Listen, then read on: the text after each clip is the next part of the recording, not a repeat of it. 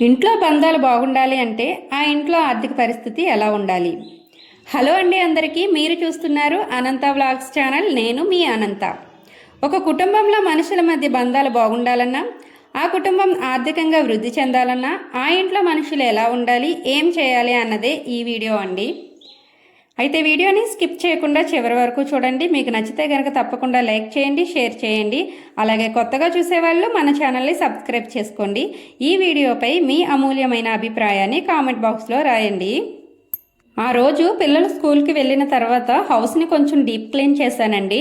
మర్నాడు శుక్రవారం అవడం వల్ల ఇంట్లో చాలా వర్క్ ఉంది. ఈ డైలీ వర్క్స్ వ్లాగ్లో ఆర్థిక ఆలోచనలపై నా భావాలను మీతో పంచుకుంటానండి. ఆర్థికంగా ముందు చూపు ఉన్న కుటుంబం ఎలా ఉంటుంది, ఆర్థికంగా ఎలాంటి ఆలోచనలు లేకుండా, భవిష్యత్తు గురించి ఎలాంటి బెంగ లేకుండా కాలం గడిపే కుటుంబం ఎలా ఉంటుంది అనే విషయాన్ని కొన్ని కల్పిత పాత్రల ద్వారా ఒక కుటుంబ కథను మీకు చెప్పబోతున్నానండి. ఇంకా కథలోకి వెళ్తే, ఆ ఇంట్లో అమ్మ, ఇద్దరు కొడుకులు ఉండేవారు. కొడుకులిద్దరూ పెద్దవాళ్ళు అయ్యేంత వరకు ఆ తల్లి కాయి కష్టం చేసి పెంచుకొచ్చింది. ఇంకా తండ్రి లేకపోవడంతో పిల్లలు పెద్ద పెద్ద చదువులు చదవలేకపోయినా చిన్న చిన్న పనులు నేర్చుకున్నారు. ఇద్దరికీ కూడా డ్రైవింగ్ చేయడం అయితే చాలా బాగా వచ్చండి. పిల్లలు పెరిగిన తర్వాత పెళ్లి వయసు వచ్చిన పెద్ద కొడుక్కి పెళ్లి కూడా జరిగింది. ఆ ఇంటికి కొత్తగా కోడలు వచ్చింది. అదనంగా మరో మనిషి చేరింది. డ్రైవింగ్ తెలిసిన ఇద్దరు కొడుకులు ఉమ్మడిగా ఒక వ్యాన్ కొనుక్కున్నారండి. ఇద్దరూ కలిసి ఒకే వ్యాన్ మీద పనిచేసేవాళ్ళు. ఎలా అంటే, ఒక ట్రిప్ పెద్దవాడు వేసుకొని వెళ్తే మరో ట్రిప్ చిన్నవాడు వేసుకొని వెళ్ళేవాడు. ఒకడు ట్రిప్లో ఉంటే మరొకడు ఇంట్లో రెస్ట్లో ఉండేవాడు. ఈ లెక్కను చూస్తే కష్టపడేది ఇద్దరైనా సరే నెల తిరిగేసరికి ఆదాయం మాత్రం ఒక్కటే వచ్చేదండి. దీనికి తోడు బండి వాయిదా, ఇంటి ఖర్చులు పోను, చిన్న చితక అప్పులు కూడా ఉండేవి వాళ్ళకి. కొత్తగా వచ్చిన కోడలు విద్యావంతురాలే అయినప్పటికీ కూడా కోడల్ని బయటికి పంపించకూడదు అని పనికిరాని పట్టింపు కూడా ఉండేది ఆ ఇంటి వాళ్ళకి. ఇంక తల్లి సంగతి అంటారా, అప్పటికే ఎంతో కష్టపడిన ఆమె ఇంక విశ్రాంతి తీసుకోవడంలో తప్పు లేదనుకోండి. ఏదో కాలం అలా గడుస్తుంది. సంవత్సరం తిరిగింది. మరో పసిబిడ్డ కూడా వచ్చి చేరింది ఆ ఇంట్లోకి. ఇంకా 5 మనుషులున్న ఆ ఇంటికి ఆదాయం వచ్చే మార్గం మాత్రం ఒకటేనండి. ఒకవైపు మనుషుల సంఖ్య పెరుగుతుంది, కానీ ఆదాయం వచ్చే మార్గాలు మాత్రం పెరగటం లేదు. ఆదాయమే అంతంత మాత్రం అనుకుంటే ఆధిపత్య పోరు కూడా ఎక్కువేనండి ఆ ఇంట్లో వాళ్ళకి. ఇంటికి పెద్ద దిక్కుని అని తల్లి అధికారం చూపించబోతే సంపాదించేది మేమిద్దరం అని చెప్పి కొడుకులు విర్రవీగే వాళ్ళండి. వచ్చిన ఆదాయం తక్కువ, ఇంట్లో ఖర్చులు ఎక్కువగా ఉండేవి. దాంతో ఇంట్లో మనుషుల మధ్య గొడవలు కూడా మొదలయ్యాయండి. భార్య బిడ్డలకు కనీసం 10 రూపాయల వస్తువు కూడా కొనివ్వలేని స్థితిలో ఆ ఇంటి పెద్ద కొడుకు ఉంటే, తన భర్త కష్టపడగలిగి కూడా 1 రూపాయి కూడా స్వతంత్రంగా ఖర్చు పెట్టలేకపోతున్నానే అనే బాధలో కోడలు ఉండేదండి. మనుషులు పెరిగే కొద్దీ ఖర్చులు పెరిగాయి అనే భావనలో మిగిలిన ఇద్దరు ఉండేవాళ్ళు. కనీసం తన భర్తతో పుట్టింటికి వెళ్ళి సరదాగా 4 రోజులు గడిపి రావడానికి కూడా స్వేచ్ఛ ఉండేది కాదు తనకి. ఖర్చులు పెరిగే కొద్దీ లెక్కలు మొదలయ్యాయి. నువ్వెంత ఖర్చు పెట్టావంటే నువ్వెంత ఖర్చు పెట్టావు, నువ్వెందుకు అప్పు చేసావంటే నువ్వెందుకు అప్పు చేసావు అనుకునే వరకు వచ్చారండి. చినికి చినికి గాలివాన తుఫానుగా మారినట్లు అప్పుడప్పుడు వచ్చే గొడవలు కాస్త రోజు మొదలయ్యాయి. ఇంకా ఆ ఇంట్లో ఉన్న ఎవరికీ కూడా మనశ్శాంతి కరువైందండి. ఖర్చు పెట్టే ప్రతి రూపాయికి లెక్క చెప్పే దీనస్థితిలో తన భర్త ఉన్నందువలన ఆ భార్య చాలా బాధపడేది. ఇంకా ఆర్థిక స్వతంత్రం కోరుకున్న ఆ ఇంటి పెద్ద కొడుకు, పెద్ద కోడలు వేరు కోపురం పెట్టాలని నిర్ణయించుకున్నారు. ఏం చేయాలో తోచని స్థితిలో ఉన్న మిగిలిన ఇద్దరు ఎవరిష్టం వాళ్ళదని వదిలేశారు. కడుపు చేత పట్టుకొని భార్య బిడ్డల్ని వెంట పెట్టుకొని అద్దింటిని వెతుక్కుంటూ పెద్ద కొడుకు వెళ్ళిపోయాడు.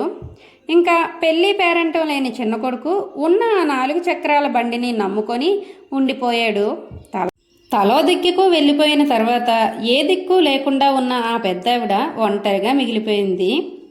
ఈ మొత్తం కథలో ఎవరు నష్టపోయారు అంటే ఆ ఇంట్లో ఉన్న 4 నష్టపోయారండి. ఎవరిది తప్పు అంటే ఆ ఇంట్లో ఉన్న 4 తప్పేనండి. ముందుగా ఆ ఇంట్లో ఉన్న మగవాళ్ళు చేసిన తప్పేంటో మాట్లాడుకుందాము. నువ్వొకసారి వెళ్తే నేనొకసారి వెళ్తాను అంటూ చేయాల్సిన పనిని వంతులేసుకోవడం మానేసి ఇంట్లో ఉన్న సొంత బండి మీద ఒక కొడుకు పని చేసుకొని మిగిలిన వాడు బయట పనికి వెళ్ళుంటే ఒకడు తెచ్చిన ఆదాయం బండి వాయిదాకి పోయినా మరొకడు తెచ్చిన ఆదాయం ఇంటి ఖర్చులకు మిగిలుండేది. ఇంకా ఆడవాళ్ళ వంతు ఆ ఇంట్లో ఉండే ఆడవాళ్ళు అంటే అత్త కోడళ్ళు, ఆ అత్త కోడళ్ళు చేసిన తప్పేంటో ఇప్పుడు మాట్లాడుకుందాము.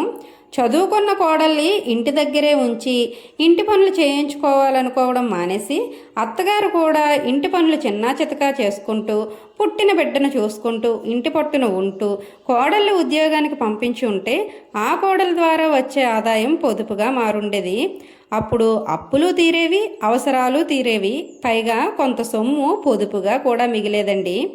అలా కాకుండా ఆ ఇంట్లో ఉన్న వాళ్ళంతా నువ్వెంతంటే నేనంత అనుకుంటూ అధికార వాంఛతో పనికిరాని పెత్తనాలతో చెలరేగిపోయి చెట్టుకొకరు పుట్టుకొకరు చొప్పున చెదిరిపోయారండి.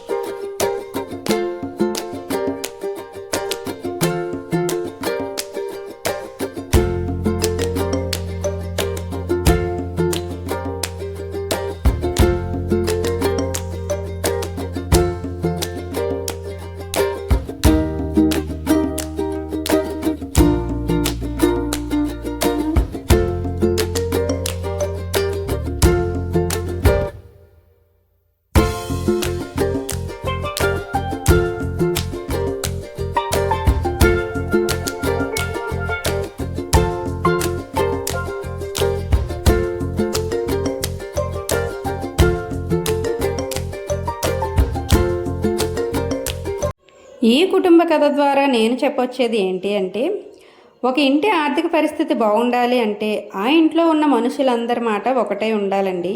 అందరూ కూడా ఎవరికి తోచిన పని వాళ్ళు చేసుకుంటూ ఉండాలి, ఎంతో కొంత సంపాదిస్తూ ఉండాలి.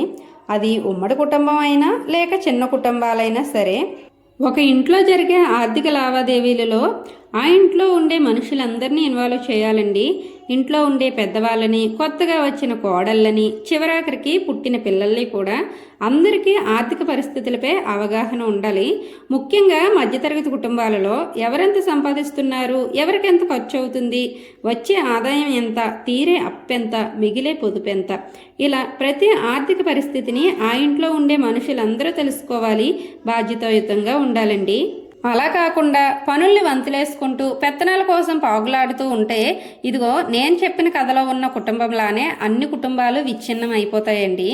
మధ్యతరగతి కుటుంబాలను ఒంటెత్తు బండితో పోలుస్తూ ఉంటారు. బండిలో ఉన్న సామాన్లను ఒకే ఎద్దు లాక్కెళుతూ ఉంటుంది. అలాంటప్పుడు బండి కదలలేదు, ముందుకి వెళ్ళలేదు.